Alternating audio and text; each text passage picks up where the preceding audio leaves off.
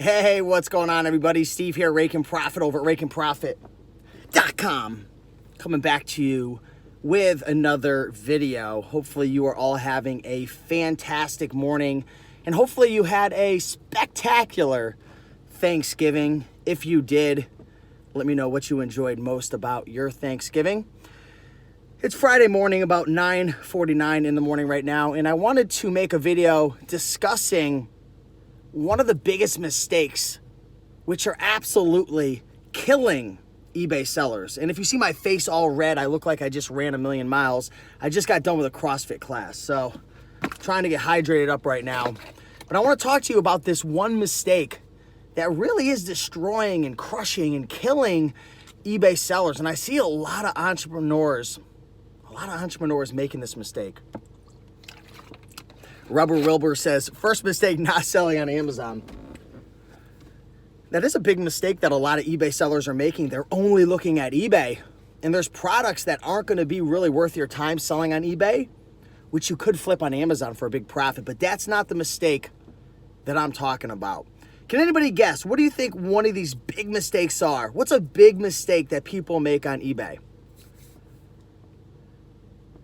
Flip Your Dollar says, don't drink and drive. I agree. I'm parked, but I'm only drinking water right now. What's a big mistake? Phoenix Flipper says consistency. That's a huge mistake that a lot of eBay sellers make. It's not the one that I'm going to talk about right now, but consistency is key because you could hit the ground running. You can list 100 items in one day. You can hit up 20 thrift stores in one day, but it's not what you do in the short term, which is going to make you. What's going to make or break you is what you do over a 3-month period, a 6-month period, a 12-month period. But that's not what I'm talking about. 56 people coming in. We got Jaro saying unpopular products. That's another big mistake. Not the one that I'm talking about now. But yeah, a lot of, especially new eBay sellers, I noticed that they buy eBay products. They buy products to sell on eBay without doing sufficient research. Check those sold listings. Make sure there's a market. How do you know if there's a market or not? See how many of those specific, identical, comparable products are selling over the last 10 days, 20 days, 30 days. The more it's selling and the more consistent the price, the better idea you're going to have of what you can sell it for and how long it's going to take to turn over your money. A lot of great tips coming in right now. 62 people watching right now. If you guys are ready for this tip right now, do me a big favor and smash that like button. We got Cruz coming in saying, good morning, my fellow eBay sellers. Jersey Flips is breaking down a tip saying, big mistake killing eBay sellers are selling items for $10 or less. That's right. If you don't have a team, and even if you do have a team, selling low dollar items is tough. Selling low dollar items is tough because there's not a lot of margin in there for you, and you've got to process a lot. Someone says, I always look tired. I always look tired. Come on now. You don't feel this energy? I feel this energy coming right through. Tired? I'm ready to rock the day right now. I just got done with an hour of CrossFit though. Chris says selling items you can't pay for on yourself without buyer's money. I'm not sure exactly what that means. So maybe taking out loans? The great thing about thrifting and hitting up garage sales and even auctions is you can acquire inventory really cheap. You can get inventory really cheap. But like that last comment that had come in is a lot of sellers fall into that trap of selling low dollar items, which in turn they spend all their time processing and shipping and listing, but they don't have a lot of profit left. That's a big one. Patrick says not being organized. That's a huge one. Here's the mistake that I want to break down, okay? A big mistake that I see killing a lot of eBay sellers, and I want you to think about this after I say it, and I want you to reflect upon your eBay business and the actions that you're taking. I notice a lot of eBay sellers get caught up spending their time on things that don't really make a big difference in the business. Now, let me explain. How many YouTubers or how many times have yourself or how many times do you see other eBay businesses spending all their time worrying about things that don't really matter? They're trying to perfect their shipping process. They're trying to they're spending all this time trying to incorporate an LLC and they're just getting started. They're spending all this time trying to perfect their workstation to make everything so clean and so organized? Or how many times do you see people spending 20, 30, 40 minutes inspecting an item and spending all this time trying to make sure every little tiny thing is perfect? And the problem is they end up spending all their time on things that aren't really pushing the big picture forward. Now, I'm not telling you to avoid the details, but what I am saying is there's gonna be a couple things in your business that are gonna move things forward dramatically, right? One thing that's gonna make a huge difference is making sure that you perfect your source. You could spend all the time in the world trying to perfect all the little details in your business, worrying about all the little mundane things. And I know all the details do make up the big picture, but a lot of people are trying to perfect things in their business that don't really move the needle forward. They don't really move the needle forward, right? They're spending all their time worrying about crafting the perfect emails. They're trying to make their pictures 100% absolutely perfect. They're spending all this time making sure their keywords are 100% perfect. And again, I am not saying keyword research and pictures and putting your systems and your SOPs in line. These are so important, but you've got to remember there's a couple things in your business that are really going to drive things forward, like perfecting your sourcing method, listing items, taking great pictures. That is something that is really, really important. Building your team. These are going to be things that really move things forward. I see too many times people getting caught up in the little tiny details, and these little details hold them back. When in all reality, if they would have spent their time really focusing on, have you ever heard of Pareto's principle, the 80-20 rule? The 80-20 rule, 20% of your actions typically make up for 80% of your results. But I notice a lot of people spend 80% of their time on things that only produce 20% of the results. Let me say that one more time. Pareto's principle. Look that up. It's a principle that really applies to a lot of things in life. Think about your eBay business. There's probably a couple things that are really creating the results in your business. I'm not saying the other 80% isn't important, but you're probably spending right now 80% of your time on things that are only producing 20% of your results. You want to spend your time on the things that are going to really make a big difference. And I've talked about this in previous videos. While you're running an eBay business, whether that's making $500 a month or you want to make $25,000 a month, the big number one thing that you want to focus on is sourcing. Think of your eBay business as a funnel, okay? Like a pyramid that's upside down. You've got the foundation up here, which is the largest portion, and then you have the pyramid, which goes down to the bottom.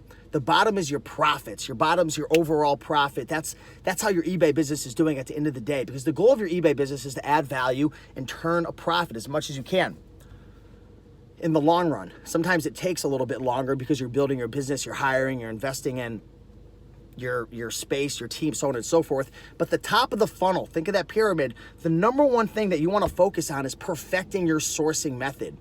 If you're spending all your time sourcing from garage sales or sourcing from thrift stores and sourcing from auctions, and maybe you're spending 50 hours a week, you're maxing out your potential because you have nowhere else to go. Your sourcing method, that's it. That's your foundation. That's why over time you want to start maybe adding various sourcing methods to your arsenal, like garage sales or auctions, or adding different platforms to your mix like eBay or Etsy, because you're able to expand out that foundation, right? Over time, you want to perfect that sourcing. That's the number one thing. Sourcing as an eBay seller or an Amazon seller, perfecting your source is always going to fall into Pareto's principle of the 20% of the actions that are going to make up 80% of your results. You want to perfect your sourcing method. I'm not telling you that you have to stop thrifting. I'm not saying you have to stop doing wholesale. I'm not saying you have to stop doing auctions. But I want you to take a look and reflect upon the top of your funnel, because that's so important in your business. Think about the top of your funnel as a house. Maybe there's 5 houses lined up next to each other. One house is one story, so maybe it's this big. The second house is this height. The third is this height. The fourth is this height. The fifth, you can't even see it in the picture. And let's just say that each extra story is an additional profit in your business. Maybe this is 10 grand a year, 50 grand a year, 200 grand a year, 500 grand a year. You want to make sure that your ladder is leaning up against the right business model. And your source is typically going to dictate that. Now, there's different ways that you can get around your source, because there's people who only can make $40,000 a year thrifting, but you could also lean that ladder up against another model as well by adding people to your team or becoming more effective or building systems and processes. But these are just a couple things that you definitely want to consider right now. So hopefully you guys are having an amazing day. I just want to bring this video to you guys and add some value. I hope that you all had an amazing Thanksgiving. Thanksgiving was definitely awesome for the Rakin family, and we had a lot of fun, and hopefully you guys are crushing it.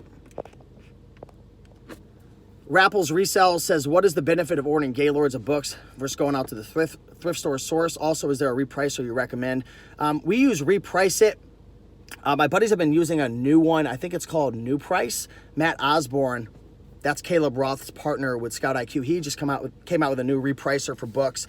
But the benefit of Gaylords is you're getting a whole bunch of quantity, right? So you're essentially getting your money to work for you instead of spending your time to go source. Now, there's different pros and cons. A Gaylord is a large box of books. Usually it's like 500 to 1,000 pounds.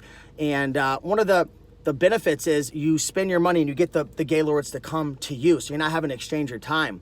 And usually it's cheaper to get these books. But one of the downsides is a lot of these books aren't going to be worth a lot of money. You're going to have to process these books. You're going to have a team. You're going to have warehouse space. But essentially, it's more scalable because when you're going out to thrift stores and garage sales, you're exchanging your time. And one of the big things that you want to look into when you're building your business is finding consistency in your business and finding ways that you can scale without exchanging your time by hiring people and putting systems in place. So Gaylords are great. I went to a mastermind recently, and there's a lot of Amazon booksellers who have moved from thrift to bulk, purchasing Gaylord liquidation pallet. I've got some pallets coming in on Monday, which hopefully I'll be able to bring some content to you guys if I'm able to get these pallets in time before I leave for Florida. Mara Keck says, too many niches, never have time to perfect a single one or two. Yeah, so that is a mistake that a lot of people make, is they never really become a master. They dabble in a lot of areas, and that's fine. And, it's part of the process, but, it depends. It depends on if you want to be a jack of all trades or you want to master one area. It depends on where you live, depends upon your sourcing, depends upon the opportunities that you have. If you live in a big city, you might be able to just crush one thing like shoes, or crush one thing like clothing, or crush one thing like books if you live near universities or in a highly literate area. But for others, you're going to have to learn to master multiple niches to increase your odds of walking out of thrift stores and walking out of garage sales with profitable products that you could sell on eBay and Amazon.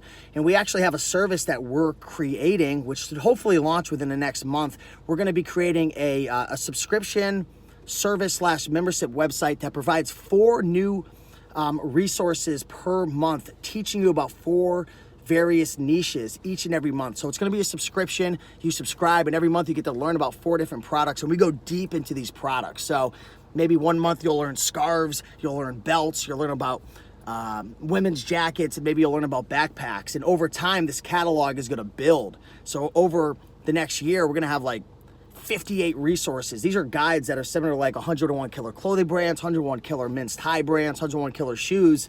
So one of the things I'm passionate about is helping people learn these different niches, because again, you can't just come onto a Rake and Profit video or a Rally Roots or a Rockstar or Bonafide and be like, oh, they're doing this, so I'm going to do that in my town. Your town, you might be able to crush scarves. You might be able to crush jackets or sporting equipment or Ninja Turtle action figures, but where I live, it might not work. So you do want to educate yourself when you're new on as much as you can. Invest in yourself. Invest in yourself. It's the number one thing that you can do. Go through the sold listings, study the sold listings, watch YouTube videos. The problem is those are very time consuming. You're gonna spend hours and hours trying to master a niche. And if you go out to thrift stores like I do, when I first started and my team does, it takes 10, 15, 20, 30 hours to really learn a niche. So we're gonna be building out a product, a service, a subscription that literally makes it a no-brainer for beginners and intermediates to learn new niches, because learning a new niche could be the difference between making $50 to $200 in a thrift store and walking out with nothing. So when you're first starting, cast that wide net, learn about a bunch of different things, but then get a feel for your opportunities in your area. Where I live, we've got a bunch of universities and college. We can crush it with books. We've got a lot of opportunities with clothing and shoes. But with where you are, you might have to mess with the action figures and the toys, because you got the Savers grab bags there. Or you might have to mess with bicycles. Or you might have to mess with car parts. So I'm pumped up. 2020, I am going harder than I've ever gone in my entire life. Not only investing in myself, but creating valuable products for you guys and services that really make a difference. So hopefully you guys are killing it. A lot of great tips in this video from you guys in terms of eBay mistakes. We got folks talking about not mastering niches. We got people talking about consistency. I was talking about people worrying about all the little details that don't really make a difference. Focus on the things that matter most. Sourcing, putting systems in place, building your team, knowing your numbers. These are things that are so important in your eBay business. But last but not least, one of the things that you want to make sure you're doing at the end of the day, take massive action. TMA, take massive action. And then once you do, reflect. Reflect. What did you do right? What did you do wrong? What's working? What's not working? Leave what's working in the present and what's not working behind in the past. So just want to thank you guys for watching. Be sure to smash that like button down below. Leave some love. I think we got another video that's posting right now on the channel that I had scheduled out. So check out the Rake and Profit YouTube channel. Check me out on Instagram as well. Been posting a lot of content, stories, updates on the eBay business, salsa dancing updates, all types of crazy stuff over there. So I want to thank you guys from the bottom of my heart for following me on YouTube, Instagram, and I am looking forward to adding a crap ton of value in your lives in the new year. I'll talk to you guys soon. Much love. Peace. Thanks, Eric. Appreciate you. Brandy, thanks for coming through. Bull on Wall Street, thank you. Flip Your Dollar, appreciate you. Mozart, thank you so much. I'm in Connecticut. The Family Flips, DS, appreciate you. Tony, thank you. All right, everyone, I'll see ya. Bye.